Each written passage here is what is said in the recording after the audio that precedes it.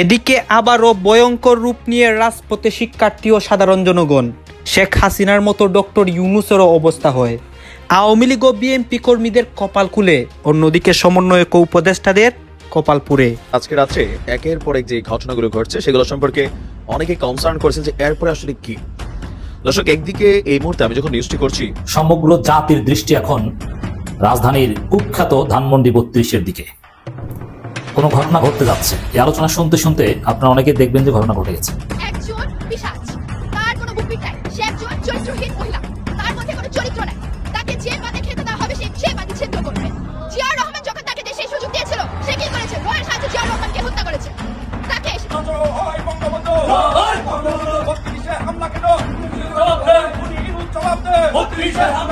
শেখ মুজিবুর রহমানের বাড়ি অনেকটাই ধ্বংসপ্রাপ্ত হয়েছে। সকালে যখন আপনারা ভিডিওটা দেখছেন তখনই মাটির সাথে মিশে গেছে। এটা হওয়ার সম্ভাবনাই খুব বেশি, এবং এটা সকালে হোক বা কিছুক্ষণ পরে হোক এটা হয়ে যাবে। গতকাল এই ঘটনাটা যখন ঘটতে যাচ্ছে তখনই আমরা আসলে নানা রকম ভাবে এটাকে দেখার চেষ্টা করেছি। সার্জিস হাসনাত বা অতীত চ্যাংরা কিংবা অতীত বুইরা, তারা বর্তমান আমাদেরকে একের পর এক রূপ দেখাচ্ছে। কি সেই লোক? সেটি হচ্ছে প্রবাসীদেরকে ভোটের অধিকার দিতে হবে, অনলাইন মাধ্যমে প্রবাসীদের ভোটের অধিকার দিতে হবে। যখন নাকি এই ধরনের বক্তব্য রাখে সার্জিস বা হাসনাতরা, এদের কথায় আমরা আর কান দিব না। তেলবাজ আসিফ নজরুল থেকে শুরু করে যে বা যারা আছে, 24 ঘন্টার ভিতরে আমাদের এই দাবি যদি না মানে, ৭১-এর পরাজিত শক্তি আল শামস আল বদরদের দোসর, যারা ৭১-কে কখনো মেনে নিতে পারেনি, সেই জঙ্গিরা। বাংলাদেশের কি পরিবর্তন আমরা করতে পেরেছি আর কি করতে পারবো, আজকে দুটি উক্তি আপনাদের সামনে তুলে ধরছি। একটি হলো দেশে আসলে কি ঘটতে চলছে। হঠাৎ করে আমাদের সরকার প্রধান ডক্টর মোহাম্মদ ইউনূস গতকালকে আইন শৃঙ্খলা বাহিনীর সর্বোচ্চ কমিটিগুলোর সাথে একটা বৈঠক করেছে, উচ্চ পর্যায়ের বৈঠক হয়েছে। এরপরই তিনি একটা বক্তব্য দিয়েছেন, যেটা সোশ্যাল মিডিয়াতে বা আমাদের গণমাধ্যমের কল্যাণে আমরা দেখেছি যে আবারও কেঁপেছে শিক্ষার্থীরা, আবারও ভয়ঙ্কর রূপ নিয়ে রাজপথে নেমেছে শিক্ষার্থীরা। ঠিক যেমনটা 2024 সালে শেখ হাসিনাকে বিদায় করা হয়েছিল, তারই রূপে এখন শিক্ষার্থীরা রাজপথে তাণ্ডব চালাচ্ছে। এইটা নিয়ে সমন্বয়ক, উপদেষ্টা এবং বর্তমান সরকার সবার উপরেই প্রভাব পড়ে তাদের এই আন্দোলনকে নিয়ে, তাদের এই কর্মসূচিকে নিয়ে। এইসব বিষয় পর্যালোচনা করে আমরা অনেক তথ্য পাই এবং ভিডিও পাই, সেইগুলোই কিন্তু আপনাদের সামনে ধারাবাহিকলি তুলে ধরব। ভিডিওটা কিছুটা লং হবে, কিন্তু অনেক তথ্য জানতে পারবেন রাজপথের মধ্যে কি হচ্ছে। আমরা ঘটনাস্থলে থেকে যেগুলো রেকর্ড করেছি সেগুলো আপনাদেরকে দেখাবো, এবং এইগুলা নিয়ে সবার আলোচনা এবং সমালোচনা দেখাবো, এবং এইসবের পিছনে কে রয়েছে সেইটাও কিন্তু জানতে পারবেন। আপনারা সম্পূর্ণ ভিডিও ধৈর্য সহকারে দেখবেন। আপনাদের মনে যতগুলা প্রশ্ন রয়েছে সকল প্রশ্নের উত্তর এই একটি ভিডিওতে পেয়ে যাবেন। আসুন দর্শক, আপনাদের জন্য আমি যেই নিউজগুলো রেডি করেছি সেগুলো আগে দেখে আসি এবং ভিডিওর শেষে আমাদের গুরুত্বপূর্ণ মন্তব্যগুলো করি। আসুন দর্শক, আপনাদের জন্য আমি যেই নিউজগুলো রেডি করেছি সেগুলো আগে দেখে আসি এবং ভিডিওর শেষে আমাদের গুরুত্বপূর্ণ মন্তব্য করি। এই যে একের পর এক যে ঘটনাগুলো ঘটছে সেগুলো সম্পর্কে অনেকে কনসার্ন করেছেন যে এরপরে আসলে কি। দর্শক, একদিকে এই মুহূর্তে আমি যখন নিউজটি করছি, বুলডোজার ঢুকেছে ধানমন্ডি ৩২-এ। বঙ্গবন্ধুর স্মৃতি বিজড়িত সেই বাড়িকে গড়িয়ে দেওয়ার সর্বোচ্চ চেষ্টা চলছে। শুধুমাত্র যে ধানমন্ডি ৩২-এ এই মুহূর্তে আপনার এই ভাঙচুর চলছে তা না, এর পাশাপাশি সারা বাংলাদেশের আরও বেশ কয়েকটি জায়গাতে আপনার এই বুলডোজার দিয়ে ভাঙাভাঙির আপনার অভিযান চলছে। আর এর মাঝখানে শেখ হাসিনার চাচার বাড়ি যেটা খুলনায়, সেইখানেও কিছুক্ষণ আগে বুলডোজার দিয়ে বৈষম্য বিরোধী ছাত্র আন্দোলনের নেতাকর্মীরা আপনার ওই বাড়িটিকে গুড়িয়ে দিয়েছেন। আর এর পাশাপাশি আওয়ামী লীগের একজন ঊর্ধ্বতন নেতা ছিলেন মাহবুব আলম হানিফ সাহেব, ওনার বাড়িও ভাঙা হচ্ছে। এর পাশাপাশি সুধা সদনেও শেখ হাসিনার সম্ভবত বাসভবন ছিল এর আগে, সেইখানেও আপনার সম্ভবত অভিযান চলছে। তো আমরা খুলনা থেকে শুরু করি। রাত ৯টায় বৈষম্যবিরোধী ছাত্র আন্দোলনের নেতাকর্মীরা ঘোষণা দিয়ে আপনার শেখ হাসিনার চাচার যে বাড়ি খুলনা নগরের ময়লাপোতা এলাকায় অবস্থিত, ওই বাড়িটি খুলনাতে শেখ বাড়ি নামে পরিচিত ছিল। ওই বাড়িতে শেখ হাসিনার চাচাতো ভাই সাবেক সংসদ সদস্য শেখ হেলাল উদ্দিন, শেখ শহীল উদ্দিন সহ আরও কয়েক ভাই থাকতেন। ওই বাড়ি থেকে মূলত পদ্মার এপারের আওয়ামী লীগের রাজনীতি নিয়ন্ত্রিত হতো। গত 4ই আগস্ট প্রথম দফায় বাড়িটিতে আগুন ধরিয়ে দিয়েছিল সেদিন ছাত্র জনতা। সেদিন বাড়িতে কেউ ছিল না। এরপর 5ই আগস্ট ভাঙচুর হয়েছিল, অগ্নিসংযোগ হয়েছিল, লুটপাট হয়েছিল। এরপর এই মুহূর্তে যখন আজকে ভাঙচুর করা হচ্ছে সেখানে দৃশ্যত কেউ বসবাস করছেন না, তবে ক্ষোভের উত্তাল আমরা সেখানেও দেখছি। দ্বিতীয় হচ্ছে আমরা যদি দেখি আপনার বুলডোজার দিয়ে, মানে সারা বাংলাদেশে বুলডোজারের খেলা চলছে। কুষ্টিয়ায় আওয়ামী লীগের যুগ্ম সাধারণ সম্পাদক এবং কুষ্টিয়া ৩ সদর আসনের সাবেক সংসদ সদস্য মাহবুবুল হানিফের যেই বাড়ি আছে সেখানে বুলডোজার দিয়ে গুড়িয়ে দেওয়া হচ্ছে। রাত 10টার দিক থেকে আমরা দেখেছি সেখানে আপনার ব্যাপক অভিযান চালাচ্ছে বৈষম্য বিরোধী ছাত্র আন্দোলনের ছাত্র এবং জনতারা। এর পাশাপাশি শেখ হাসিনার নিজের বাড়ি যেটা সুধা সদন, সেখানেও আগুন দিয়েছে বিক্ষুব্ধ ছাত্র জনতা। বাড়িটি ধানমন্ডি এলাকার 5 নম্বর সড়কে অবস্থিত। রাত 11:15 দিকে, মানে ধানমন্ডি 32-এ মোটামুটি কর্মযোগ্য একদল চালাচ্ছেন, আরেক দল চলে গেছে সোজা সুধা সদন এরিয়াতে। সেখানে রাত 11:15 দিকে ভবনটিতে আগুন দেওয়া হয়েছে। আর এই বাড়িটিও 5ই আগস্টের পর থেকে খালি ছিল, কিন্তু বিক্ষুব্ধ শিক্ষার্থীদের বক্তব্য হচ্ছে যে হত্যার সাথে জড়িত ফ্যাসিবাদের কোনো চিহ্ন বাংলাদেশের মাটিতে রাখতে চায় না। এছাড়াও বিভিন্ন জায়গায় শেখ মুজিবের মোরাল এর পাশাপাশি বিভিন্ন ইউনিভার্সিটিতেও আপনার বেশ কিছু ঘটনা এই মুহূর্তে ঘটছে। 5ই আগস্ট আর আজকে হচ্ছে 5ই ফেব্রুয়ারি, 6 মাস মনে হলো নাকি? August, September, October, November, December, জি 5 তারিখ। কেন 5 তারিখে বেছে নেওয়া হলো?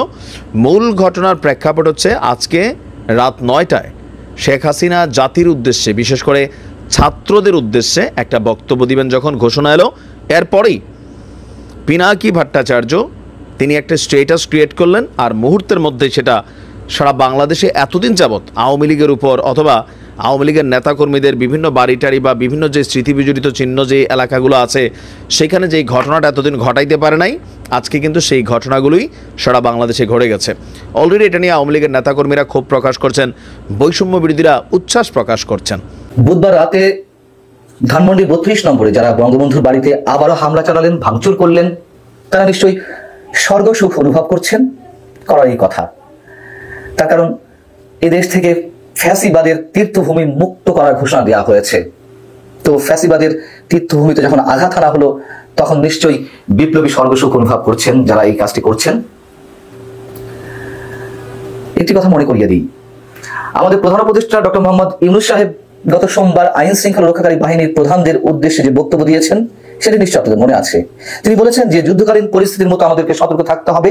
এই বছরটি দেশের জন্য অত্যন্ত গুরুত্বপূর্ণ, কাউকে বিশৃঙ্খলা ও অরাজকতা সৃষ্টির সুযোগ দেওয়া যাবে না। আমাদের প্রধান উপদেষ্টার কাছে সবিনয় প্রশ্ন, 32 নম্বর আবারও ভাঙচুর চালানো, ঘোষণা দিয়ে বুলডোজার দিয়ে 32 নম্বর গুড়িয়ে দেওয়ার যে প্রস্তুতি, এটা নিশ্চয়ই অরাজকতার মধ্যে পড়ে না, এটা নিশ্চয়ই বিশৃঙ্খলার মধ্যে পড়ে না, তাই না? আমি জানি না প্রধান উপদেষ্টা কি বলবেন, কিন্তু এগুলো কি আগে থেকেই জানা ছিল বা কোনো প্রি প্ল্যানিং এর অংশ? এবং যুদ্ধাবস্থা কথা তিনি কেন বলেছিলেন? আওয়ামী লীগ তো আর এই মুহূর্তে অরাজকতা করতে আসেনি। তারা যদি হরতাল কর্মসূচি কেন্দ্র করে অরাজকতা সৃষ্টি করত, আমরা বুঝতাম যে আওয়ামী লীগ এটি চাইছে, প্রধান উপদেষ্টার কাছে ইনফরমেশন রয়েছে, তিনি এই জন্য এই কথাগুলো বলেছেন। তা তো আমরা দেখিনি। এবং আওয়ামী লীগ হরতাল কর্মসূচিকে কেন্দ্র করে কোনো ধরনের লিফলেট বিতরণ করতে গেলেও তাদের সবাইকে গ্রেপ্তার করা হবে, এই ঘোষণাও তো পুলিশের পক্ষ থেকে দেওয়া হয়ে আছে। কিন্তু পুলিশ জানে না যে বুধবার রাতে বঙ্গবন্ধুর বাড়িতে হামলা চালানো হবে। এটি সারা বাংলাদেশের মানুষ জানে। বুধবার দুপুর থেকে বিকাল থেকেই প্রকাশ্যে ঘোষণা দেওয়া হয়েছে, উস্কানি দেওয়া হয়েছে।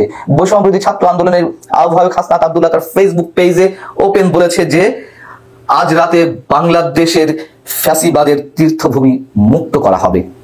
বিষয়টা হচ্ছে যে পুলিশের ডিএমপির অতিরিক্ত কমিশনার এস.এন. নজরুল ইসলাম তিনি গণমাধ্যমকে বলেছেন এই ধরনের কর্মসূচি সম্পর্কে আমরা অবগত ছিলাম না।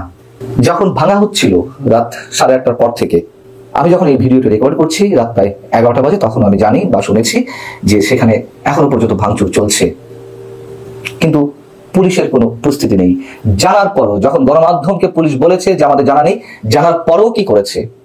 এবং ভাঙচুর চলাকালীন সময়ে সেনাবাহিনীর একটি দল এসেছিল, তর্কাতর্কি একটা পর্যায়ে, অপ্রীতিকর একটা পরিস্থিতি সৃষ্টি হওয়ার পর্যায়ে সেনাবাহিনী সেই স্থান ত্যাগ করে। অরাজক পরিস্থিতি কারা করছে এটি মানুষ জানে। এবং আওয়ামী লীগের যে দুঃশাসন, আওয়ামী সরকারের যে ভয়ঙ্কর আচরণ, সেটি সম্বন্ধে আমরা জানি। এবং বলা হচ্ছে যে আওয়ামী লীগ ফ্যাসিবাদ। আওয়ামী লীগ যদি ফ্যাসিবাদ হয়ে থাকে এখন কি চলছে?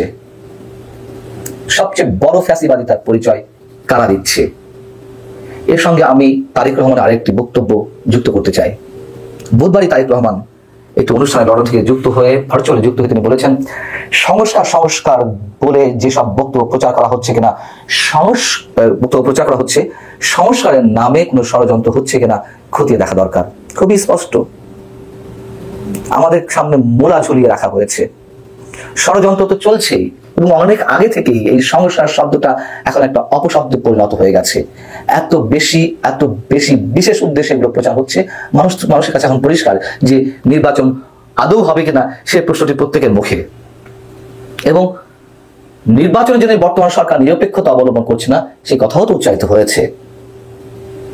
বুধবারের এই ঘটনা সেটি গভীর ষড়যন্ত্র অংশ মনে করিয়ে দেওয়া হচ্ছে। এবং বঙ্গবন্ধু বাড়িতে আঘাত করে কি করার চেষ্টা করা হচ্ছে এখন? শেখ হাসিনা বঙ্গবন্ধু তো এক জিনিস নয়। ফ্যাসিবাদিতার সঙ্গে বঙ্গবন্ধুর যে যোগসূত্র খোঁজা হচ্ছে, এই বৈষম্য বিরোধী ছাত্র আন্দোলন কিংবা গণ অভ্যুত্থানের সামনে সারিতে যারা ছিলেন তাদের মধ্যে মাহফুজ আলমকে মাস্টার মাইন্ড বলা হয়। সে মাহফুজ আলমও কয়েকটি স্ট্যাটাসে জানিয়েছেন তিনি নিজের হাতে ছবি ফেলে দিয়েছেন, বঙ্গবন্ধুকে ছবি ফেলতে চেয়েছেন। তারপর আবার বলেছেন যে ৭১ পর্যন্ত তার অবদান ছিল।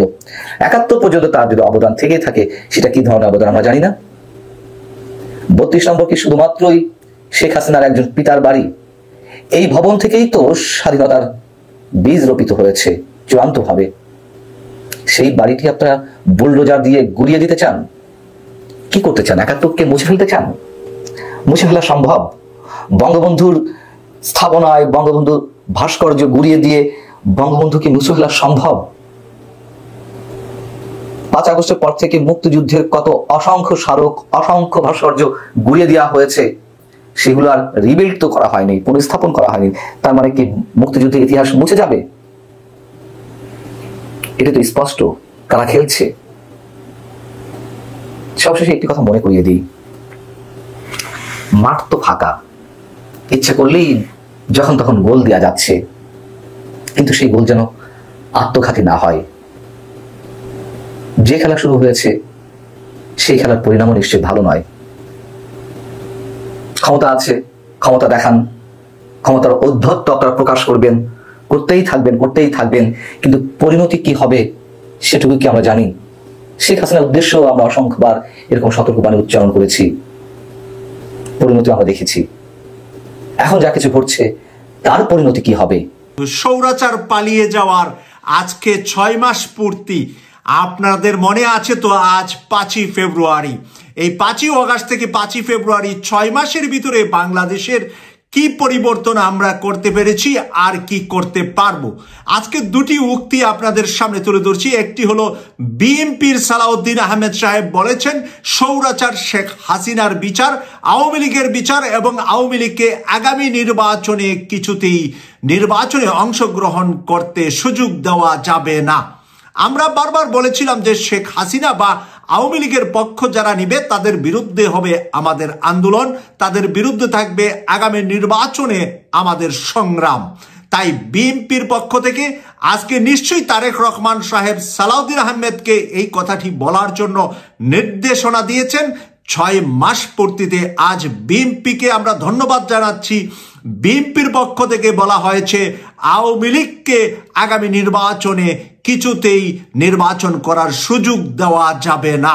আমরা এরই মাঝে একটু মাঝখানে বিএনপির উপরে বিব্রত বোধ করছিলাম যে বিএনপির কিছু কিছু নেতা আওয়ামী লীগকে রাখতে হবে, আওয়ামী লীগকে নির্বাচনে আনতে হবে, নতুবা গণতন্ত্র থাকবে না। এই ধরনের কিছু নেতা কিছু কথা বলার কারণে আমরা বিভ্রান্ত হয়েছিলাম এবং বিএনপির সম্পর্কে সমালোচনাও আমরা করেছিলাম। আজকে বিএনপিকে আমরা ধন্যবাদ দিচ্ছি এই কথাটি বলার জন্য যে আওয়ামী লীগ এবং আগামী নির্বাচনে নৌকার কোনো প্রতীক থাকবে না। বিএনপি যদি স্ট্রংলি দাঁড়ায়, জামাত যদি স্ট্রংলি দাঁড়ায়, ছাত্ররা যদি স্ট্রংলি দাঁড়ায়, তাহলে নির্বাচন কমিশন অথবা অন্তর্বর্তীকালীন সরকার এই পদক্ষেপ নিতে পারবে না দেশের জনগণের ম্যান্ডেট না থাকার কারণে।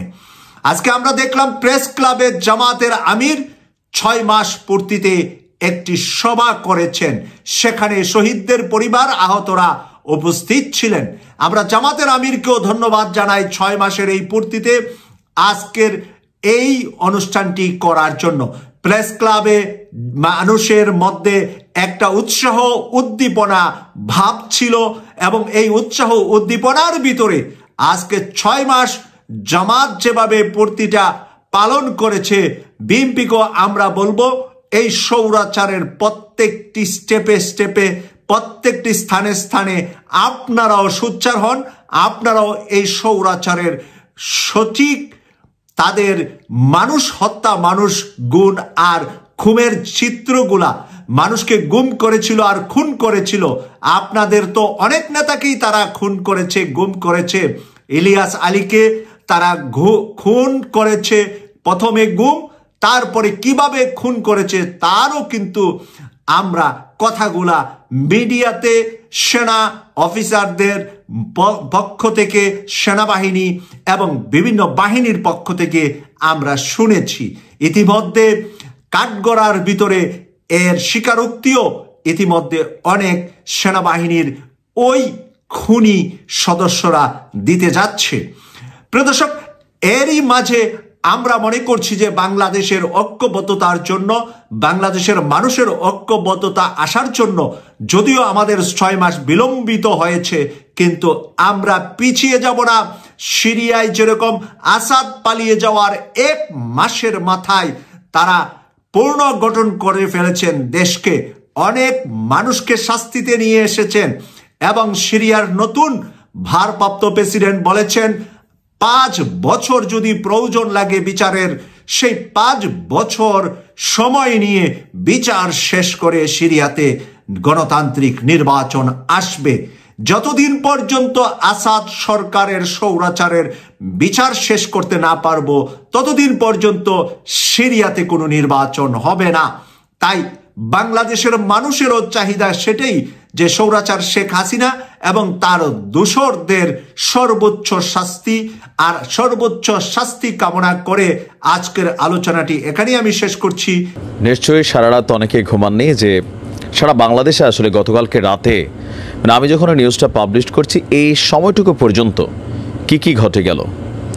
ধানমন্ডি 32 নম্বর থেকে যে আগুন এবং বোলডোজারের মানে খেলা আমরা দেখেছি, এই খেলা মুহূর্তের মধ্যেই রাত জুড়ে সারা বাংলাদেশেই আমরা যদি বলি এক ধরনের ছড়িয়ে পড়েছে। তো চলুন দেখি খুবই মানে শর্টলি সারা বাংলাদেশের কোথায় সবচেয়ে গুরুত্বপূর্ণ ঘটনাগুলো ঘটেছে। আমির হোসেন আমো একসময়ের প্রভাবশালী একজন নেতা। তো গতকালকে এই বুলডোজার, বরিশালে আমুর যেই বাড়ি আছে সেই বাড়িতেও এই বুলডোজার পৌঁছেছে, গুড়িয়ে দিচ্ছে। আমি যখন নিউজটা করছি তখন এই মুহূর্তে গুড়িয়ে দেওয়া হচ্ছে, বাট আপনারা যখন নিউজটা শুনবেন সম্ভবত ততক্ষণে গুড়িয়ে দেওয়া হয়েছে আমির হোসেন আমুর বাড়ি। তারপর আপনার বেরোবি যে বিশ্ববিদ্যালয় আছে সেখানে বঙ্গবন্ধু শেখ মুজিবের যে মোরাল আছে সেখানেও বুলডোজার আমরা দেখছি চলছে, সেই মোরালকেও ভেঙে দেওয়া হয়েছে। এর পাশাপাশি পিরোজপুরে আওয়ামী লীগের যিনি সভাপতি আছেন আওয়াল, তার বাড়িতেও বিক্ষুব্ধ ছাত্র জনতা সেখানে আগুন ধরিয়ে দিয়েছে। এরপর আছে একসময়ের তুখুর ছাত্রনেতা বঙ্গবন্ধুর সহযোগী তোফায়েল আহমেদের যে বাসভবন আছে ভোলাতে, সেখানেও বিক্ষুব্ধ ছাত্র জনতা আগুন দিয়েছে, তবে বুলডোজার সম্ভবত সেখানে ঢুকে নাই।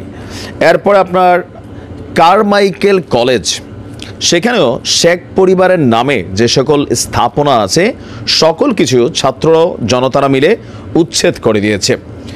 এরপর আমরা দেখছি যে কিশোরগঞ্জে আওয়ামী লীগের যে অফিস আছে সেখানে শেখ মুজিবের একটা মোরাল ছিল, সেই মোরাল ভেঙে দেওয়া হয়েছে এবং কি সেখানে লাল রঙের কালি দিয়ে আওয়ামী লীগের অফিসকে পাবলিক টয়লেট হিসাবে আপনার সেখানে ঘোষণা করা হয়েছে। তারপর আমরা দেখছি যে সাতক্ষীরায় শেখ মুজিবের যে মোরাল ছিল সেই মোরাল ভাঙচুর করে গুড়িয়ে দেওয়া হয়েছে। এরপর আমরা যদি দেখি অনেকগুলা জেলাতেই আজকে রাত্রে ঘটনা ঘটেছে। বঙ্গবন্ধু শেখ মুজিব মেডিকেল যে ইউনিভার্সিটি আছে বিশ্ববিদ্যালয়, সেখান থেকেও নামিয়ে ফেলা হয়েছে বঙ্গবন্ধু নামের যেই সাইনবোর্ডটা ছিল সেটাকে নামিয়ে ফেলা হয়েছে। চট্টগ্রামেও শেখ মুজিবের বেশ কয়েকটা মোরাল ছিল, সেই মোরালগুলোকে ভেঙে চুরে গুড়িয়ে দেওয়া হয়েছে। বরিশালে শেখ হাসিনার ভাইয়ের যেই বাড়ি আছে, আমরা যদি একটু দেখি, ওনার নামটা হচ্ছে বরিশাল সিটি কর্পোরেশনের সাবেক মেয়র, মহানগর আওয়ামী লীগের সাধারণ সম্পাদক স্যারনিয়াবাদ সাদিক আবদুল্লার বাসভবনও বুলডোজার দিয়ে আপনার গুড়িয়ে দেওয়া হয়েছে। সেনাবাহিনী সেখানে ব্যারিকেড দিয়েছিল, কিন্তু ব্যারিকেড ওভার ক্রস করে উত্তাল জনতা সেই বাড়িকে ভেঙে দিয়েছে। তারপর সেনাবাহিনী সেখানে নীরব ভূমিকা পালন করতে বাধ্য হয়েছে। খুলনাতে গতকালকে আমি নিউজটা দিয়েছিলাম যে শেখ বাড়ি ভেঙে দেওয়া হয়েছে। সাবেক এমপি আপনার যিনি আছেন শিমুল, তার বাড়িতেও উত্তাল জনতা, ছাত্র জনতা আপনার আগুন দিয়েছে। নাটোর সদর আসনের আলোচিত সাবেক সংসদ সদস্য এবং জেলা আওয়ামী লীগের সহসভাপতি তিনি ছিলেন, তার বাড়িতেও আগুনের ঘটনা ঘটেছে। এরপর আমরা যদি দেখি আপনার মোটামুটি এমপি মন্ত্রী সহ বিভিন্ন জায়গায়, শুধুমাত্র ধানমন্ডি 32 না, সুধা সদন থেকে শুরু করে মোটামুটি আরও, আমি যখন দেখছি আপনার হানিফের বাড়ি ভাঙা হয়েছে, আরও অনেকগুলো, মানে হিউজ নিউজ। তার মানে গতকালকে রাতে সারা বাংলাদেশ জুড়ে আওয়ামী লীগের যারা ঊর্ধ্বতন পর্যায়ের নেতারা ছিলেন, দীর্ঘ 16 বছর দাপটের সাথে রাজনীতি করেছেন, তাদের প্রত্যেকের উপরেই এই বুলডোজার ঘূর্ণিঝড় ঘুরেছে। প্রত্যেকের বাড়িঘরে আগুন দিয়েছে, যদিও তাদের বাড়িঘরেতে আসলে এই মুহূর্তে সেখানে কেউ বসবাস করছেন না। সংস্কারের জন্য যে কটি কমিশন এরই মধ্যে সরকারের কাছে রিপোর্ট দিয়েছে, তার মধ্যে নিঃসন্দেহে সংবিধান সংস্কার সংক্রান্ত এবং নির্বাচন ব্যবস্থা সংস্কার সংক্রান্ত কমিশনের রিপোর্ট খুবই গুরুত্বপূর্ণ সবার কাছেই।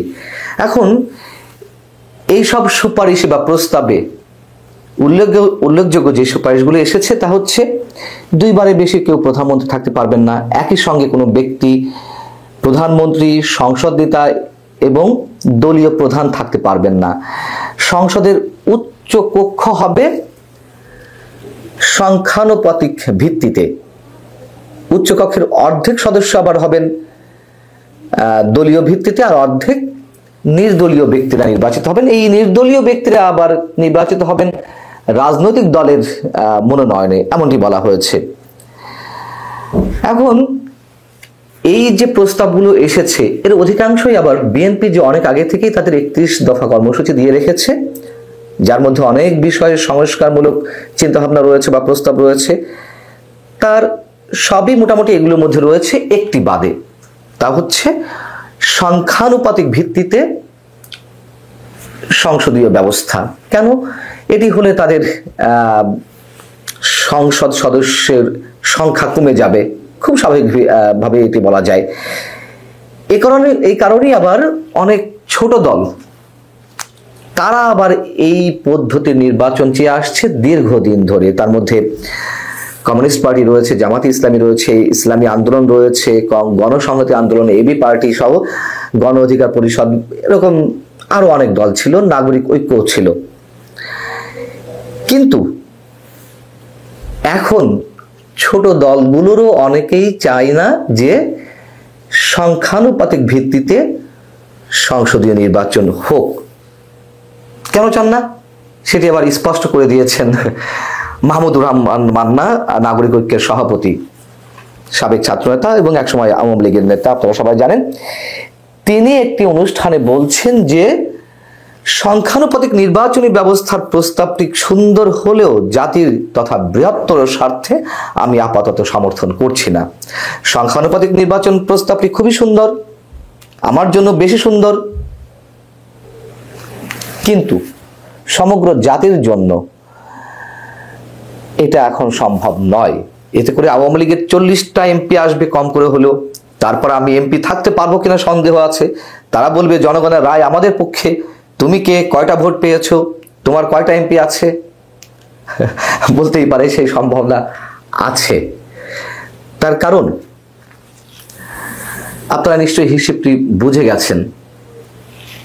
যদি সংখ্যানুপাতিক ভিত্তিতে সংসদীয় নির্বাচন হয়, আওয়ামী লীগের ভোট রয়েছে কয়টি, মানে কত শতাংশ, 30, 35, 40 এর মধ্যেই তো ওঠানামা করে দুই দলের ভোট, বিএনপি এবং আওয়ামী লীগ। তো আমি যদি ধরেও নিই যে আওয়ামী লীগের 30, 35, 40 বাদ দিয়ে তাদের জনপ্রিয়তা কমেছে, তারা 20% ভোট পেতে পারে, তাহলে আমাদের ভোটার এই মুহূর্তে কত? 12 কোটি। 12 কোটির মধ্যে ভোট কাস্টিং আমি ধরলাম 60%, 50ও ধরলাম না, 70ও ধরলাম না। তা 60% ভোট যদি আওয়ামী লীগ সারা দেশ থেকে পেয়ে থাকে, তাহলে তারা হিসেব অনুযায়ী কটি আসন পাবে? তারা পাবে হচ্ছে, খুব সহজ হিসেব, তারা 120% যদি হয় তাহলে 60টি আসন পাবে, মানে টোটাল 60টি। আমি মাহমুদুর রহমান মান্নার কথাও বললাম, যদি তারা 40টাও পায়, কম তো না, মোটামুটি বিরোধী দলে বসে যাওয়ার মতো অবস্থা। আবার ছোট দলগুলো যদি 5%ও পায়, তাহলে তারা 15টি আসন পাবে। 2% পেলেও, কেউ কেউ যদি 2%ও পায়, তাও 6টি আসন পাবে। আমরা দেখেছি সারা জীবনভর রাজনীতি করে এসে জাসদ ওয়ার্কার্স পার্টির মতো দলগুলো তারা ভিক্ষা করে, কান্নাকাটি করে কখনো কখনো 2টি 3টি, কখনো 1টি আসনও পেয়েছে আওয়ামী লীগের কাছ থেকে। তো 2% ভোট পেয়ে কেউ যদি 6টি আসন পায়, কম তো না। এইভাবে বিএনপি আসলে চায় না যে তারা চায় না এই পদ্ধতিতে নির্বাচন হোক, এবং সে পথেই হাঁটছে ছোট দলগুলো। স্পষ্ট তো হয়েই গেছে যে আওয়ামী লীগকে কোনোভাবেই নির্বাচনে আসতে দেওয়া যাবে না, বা সংসদে বড় আসন নিয়ে প্রবেশ করতে দেওয়া যাবে না। এই জায়গা থেকে আমি নিশ্চিত যে যেই দাবিটির প্রতি শুধুমাত্র বড় দু একটি দল বাদে আর সবার দীর্ঘদিনের চাওয়া, দাবি, এবং সাধারণ মানুষ বা রাজনীতি সচেতন মানুষেরা চান যে এই পদ্ধতিতেই নির্বাচনটি হোক এবং সব দলের প্রতিনিধিত্ব থাকুক, তাতে করে গণতন্ত্র আরো শক্তিশালী হবে। কিন্তু এখন তারা চাইছে না। এখন যদি হিসাবটা দিই, 1991 সালে আওয়ামী লীগ পেয়েছিল 30.8%, বিএনপি পেয়েছিল 30.81%। এই শতাংশের হিসেবে আবার আসন কি পরিমাণ বাড়ছে কমছে? 140 আসনে বিজয়ী হয়েছিল বিএনপি, আর 93টি আসন পেয়েছিল আওয়ামী লীগ। একইভাবে 1996 সালে নির্বাচনে আওয়ামী লীগ পেয়েছিল 37.44%, তারা 146টি আসন পেয়েছিল। বিএনপি পেয়েছিল 33.61%। কি হাড্ডাহাড্ডি লড়াই! তারা 116টি আসন পেল। 2001 সালের নির্বাচনেও বিএনপি 40.86% আর আওয়ামী লীগ 40.21%। এই জায়গা থেকে আমি আপাতত নিশ্চিত করে বলতে পারি যে এই সংস্কার প্রস্তাবে কেউ সায় দিবে না, যদিও জামাতে ইসলাম বা অন্যান্য দল তারা চাইছে যে এই পদ্ধতিতে নির্বাচন হোক, তাদের প্রতিনিধিত্ব যাক। তার কারণ জামাতের সম্ভাবনা, আমরা জানি যে 2008-এর দিকে তাদের ছিল, আমাদের খুব ভুল না হয়ে থাকে, 4% বা 5%। তো কয়টা আসন পেয়েছিল? পায়নি তো। যদি 4-5% তারাও হয়, হিসেবে দিলাম তারা 12 থেকে 15টি আসন পেয়ে যেতে পারে। এই জন্য একটা প্যাচ লাগবে, তবে শেষমেশ হবে না জানি। এদিকে আওয়ামী লীগকে নিষিদ্ধ করার বিষয়ে তো বিএনপি একরকম তাদের মানসিকতা জানিয়ে দিয়েছে যে না, নিষিদ্ধ করা যাবে না, এইভাবে নিষিদ্ধ করে কোনো দলকে অবদমিত করে রাখা যায় না। কিন্তু কি হাস্যকর কিংবা কি ভয়ঙ্কর বিষয় দেখুন, যে নিষিদ্ধ করবে না, আবার তাদেরকে রাজনীতিতেও নামতে দিবে না। আওয়ামী লীগ এই ফেব্রুয়ারি মাসে হরতালে কর্মসূচি দিয়েছে, সেটা নিয়ে অনেকে মাথা ব্যথা হয়ে গেছে। তাদেরকে কোনোভাবেই নামতে দেওয়া যাবে না, লিফলেট বিতরণ করতে দেওয়া যাবে না। প্রধান উপদেষ্টা প্রেস সচিব বলেই দিলেন যে লিফলেট বিতরণ করলেই তাদেরকে গ্রেপ্তার করা হবে। মাহমুদুর রহমান মান্নাদের মতো মানুষরাও বলছেন যে কেন তাদেরকে এই কর্মসূচি করার সুযোগ দেওয়া হবে। আমরা 15 দিন আগেই তো আওয়ামী লীগ এই কর্মসূচি ঘোষণা করে রেখেছে, তাহলে প্রশাসন কি করছে? তাদেরকে আটক করছে না কেন? একটা সিদ্ধান্তে তো আসতে হবে। কেউ বলছেন জনগণ সিদ্ধান্ত নেবে, তাহলে জনগণের উপর ছেড়ে দেওয়া হোক, তাদেরকে নির্বাচনের সুযোগ করে দেওয়া হোক। গাজী আপনারা তো দেখলেন এখানে কি কথা হচ্ছে। অনেকেই কিন্তু অনেক কথা বলতেছে, অনেকে আলোচনা করতেছে, অনেকে সমালোচনা করতেছে এই বিষয়গুলো নিয়ে। বিশেষ করে সামাজিক যোগাযোগ মাধ্যমে অনেক তথ্য ছড়িয়েছে এবং এই মানে দেশের বর্তমান রাজনৈতিক প্রেক্ষাপট নিয়ে সবাই কথা বলতেছে, সমন্বয়কদের বিপক্ষে, সমন্বয়কদের পক্ষে। যারা কিনা সমন্বয়কদের বিপক্ষে কথা বলে তারা কিন্তু মানে সমন্বয়কদের চায় না, তারা আওয়ামী লীগ সাপোর্ট করে শেখ হাসিনাকে আবারও দেশে আনতে চায়, তাই তারা এইসব কথা বলে এবং তাদের বক্তব্যগুলো কিন্তু প্রকাশ্যে দিতে পারে করে না, তারা অনলাইনে দেয় এবং অনলাইনে দিয়ে সাধারণ মানুষ শুনে এবং সাধারণ মানুষরা বিভ্রান্তির মুখে পড়ে। আপনাদেরকে আমি আবারও বলতেছি, আপনারা এইগুলো নিউজ শুনে আপনারা কখনো বিভ্রান্ত হবেন না বা আপনারা কোনো পদক্ষেপ নেবেন না। দর্শক শ্রোতা, অনেকে কিন্তু ভালো ভালো কথাও বলে দেশের বর্তমান রাজনৈতিক প্রেক্ষাপট নিয়ে, তাদের কথাগুলো কিন্তু মানে বর্তমানে দেশকে আগিয়ে নিয়ে যাওয়ার জন্য তারা অনেক কথা বলে। দর্শক শ্রোতা, তখন আপনাদেরকে যা কিছু দেখিয়েছি সব কিছু কিন্তু আমরা সোশ্যাল মিডিয়া থেকে সংগ্রহ করেছি। এইখানে আমাদের নিজস্ব কোনো মন্তব্য নেই বা নিজস্ব কোনো সিদ্ধান্ত নেই। এইসব দেখে আপনাদের কি মনে হচ্ছে